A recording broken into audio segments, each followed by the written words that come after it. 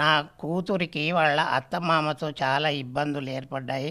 సరే మొత్తం మీద మా అల్లుడు అరవింద్ అమెరికా తీసుకెళ్ళి మా కూతుర్ని అనేక హింసలు పెట్టాడు. మేము ఎంత ప్రయత్నం చేసినా ఫోన్లో మాట్లాడలేకపోయాము.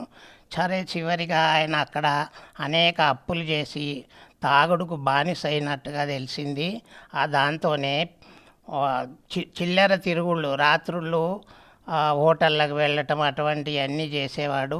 మేము మందలిచ్చినా మమ్మల్ని బెదిరించేవాడు. సరే చివరిగా అమెరికాలో కూడా బాగుపడతారని అనుకున్నాము, కానీ అక్కడ అప్పులు ఎక్కువ చేశాడంట.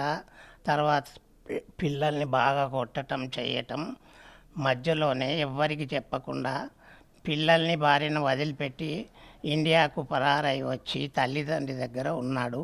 మేము వాళ్ళ నాన్నని ఏంటయ్యా ఇది పద్ధతి కాదు కదా అంటే, మేమేం చేస్తాం, మేము వృద్ధులం నీలాగా, నీవు మీ అల్లుడు ఏమన్నా చేసుకో అనేది జవాబిచ్చాడు. పెద్ద మనుషుల ద్వారా అడిగిస్తే అసలు నాకు కొడుకే లేడన్నాడు ఒక దిశలో, వాడు ఎప్పుడో చనిపోయాడు అంటాడు. వాళ్ళు తప్పించుకునే ప్రయత్నంలో ఉన్నారు.